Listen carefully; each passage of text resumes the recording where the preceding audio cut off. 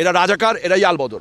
৭১ যেমন তাদের খুঁজে খুঁজে বের করা হয়েছে, আমরা তাদের খুঁজে খুঁজে বের করব, প্রতিরোধ করব না, আমরা প্রতিঘাত করব।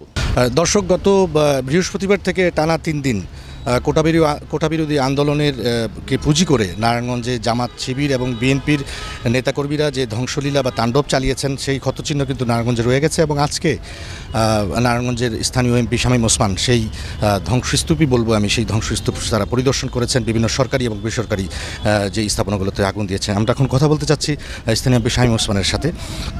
শামীম ভাই, নারায়ণগঞ্জে যেই তাণ্ডব লীলাই আমি বলবো, যে তাণ্ডব চালিয়েছে, আমরা যতটুকু খবর পেয়েছি যে এই তাণ্ডবের যে অংশ নিয়েছে তারা বিভিন্ন জেলা থেকে বিভিন্ন মানুষ এসে আগে থেকে তারা এখানে ছিলেন, অবস্থান করছিলেন এবং পরে সেই তাণ্ডব চালিয়েছে। এটা তো একদিনের ঘটনা নয়। আপনি কি মনে করেন যে এটা পূর্ব পরিকল্পিত এবং অনেক দিন ধরে এটা পরিকল্পনা করা হচ্ছিল? জি, আপনাকে ধন্যবাদ। অ্যাকচুয়ালি ঢাকা চিটাগং এই হাই রোডের ব্যাপারে আমি আমাদের বিভিন্ন সংস্থাকে এবং দলকে আমি জানাতে জানাতে ক্লান্ত হয়ে গেছিলাম। একটা সময় মানুষ ভাবতো আমি বোধহয় খুব বেশি প্যানিক করি কিংবা ভয় পাই, বাট আমি বাস্তববাদী। আমার চোখের সামনে যা হচ্ছে আমি সেটা দেখেছি। এই জায়গাটাতে ওদের যে প্রোগ্রাম, সেই প্রোগ্রামটার নাম হচ্ছে হিট অ্যান্ড রান। অর্থাৎ ওরা এই টোটাল চিটাগং হাইওয়েটাকে বেছে নিয়েছে। এখানে 450-র উপরে মাদ্রাসা আছে, মাদ্রাসাটাকে আমি বেস করছি না। প্রচুর বাড়িঘর উঠেছে, রাতারাতি এত বড় বড় বাড়িঘর করতে উঠলো। কারা এত টাকা পয়সার মালিক আমি বুঝলাম না। এগুলি ম্যাক্সিমাম পড়েছে ড্যামরার মধ্যে, আর একটা অংশ পড়েছে 10% আমার নির্বাচনী এলাকার মধ্যে। হিট অ্যান্ড রান বলতে আমি বুঝাচ্ছি ওরা এখানে এসে বিভিন্ন জায়গা থেকে আশ্রয় মুভমেন্ট হয়েছে। এই যে ওরা জ্বালাও পোড়াও যে জঘন্য কাজটা করেছে আমরা দেখেছি। এর মধ্যে 10% ম্যাক্সিমাম নারায়ণগঞ্জের লোক ছিল, আর 90% ছিল বিএনপি জামাতের সারা বাংলাদেশের থেকে আসা। আমি কর্মী বলবো না, এরা সব জঙ্গি। জঙ্গি না হলে দেখেন পিছনে নম পার্ক পুড়িয়ে দেওয়া হয়েছে, বাস পুড়িয়ে দেওয়া হয়েছে, ওখানে স্পিডবোট পুড়িয়ে দেওয়া হয়েছে, পাসপোর্ট অফিস পুড়িয়ে দেওয়া হয়েছে। এটা আমার কাছে সাবজেক্ট ম্যাটার না। আমার কাছে সাবজেক্ট ম্যাটার হচ্ছে যেটা আমি মানতে পারিনি, একটা সাংবাদিক, মহিলা সাংবাদিক, বাচ্চা মেয়ে একটা, সে তার সাংবাদিকতার দায়িত্ব পালন করতে গেছিল। প্রথমে তার কামিজ ছিঁড়ে দেওয়া হয়েছে। সে আপনাদের ঝুলানো যে ব্যাগটা আছে ওরকম ব্যাগটা দিয়ে তার বুকটা চেপে ধরেছে। এরপরে তার পায়জামা খুলে দেওয়া হয়েছে। সে তার পায়জামা এক হাতে ধরেছে, এক হাতে বুক ধরেছে। কোন জগতে আছি আমরা? এরপরে কেন ছাড়স না, ওই মেয়ের স্টেটমেন্টটি দেখলাম আমরা, আপনাদের টেলিভিশন চ্যানেলও দেখেছি। তার মুখের মধ্যে আগুন দেওয়া হয়েছে, তারপরে মেয়ে ছাড়ে নেই, তার ইজ্জত বাঁচিয়েছে।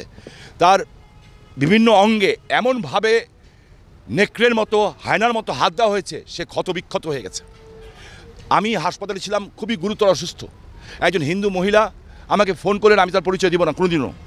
সে সম্ভ্রান্ত পরিবারের মহিলা, উনি ওনার মেয়েকে নিয়ে যাচ্ছিলেন। তার সমস্ত চুড়ি উনি খুলে দিয়েছেন হাত থেকে।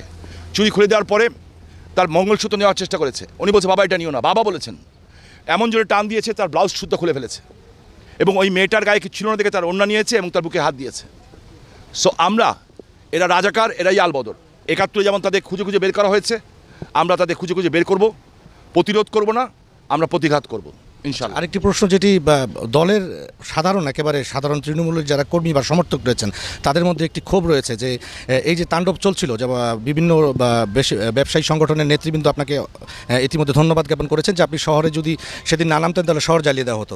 তাদের মধ্যে যে ক্ষোভটা সাধারণ তৃণমূল নেতাকর্মী, যে আপনি নামলে অনেকে নামেন কিংবা আপনি ছাড়া কেউ নামেননি, এটি কি কেন্দ্রীয় নির্দেশনা না থাকায় তারা নামেননি, নাকি কেন নামেনি তারা? এই ক্ষোভের ব্যাপারে আসলে তৃণমূল সমর্থকরা আপনার কাছে কিছু জানতে চায়।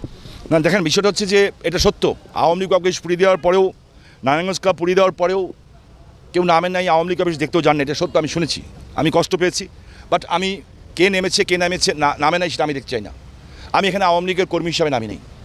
আমি বঙ্গবন্ধু আদর্শের সৈনিক, শেখ হাসিনার কর্মী এবং একজন মুক্তিযোদ্ধার সন্তান হিসাবে রাস্তা নেমেছি। যারা আমরা মুক্তিযোদ্ধাকে ওন করি, আমরা সেই হিসাবে নেমেছি। আমরা দলীয়ভাবে এখানে নামি নেই। আর যারা নামেন নাই তারা কেন নামেন নাই সেটার ব্যাখ্যা তারা দিতে পারবেন।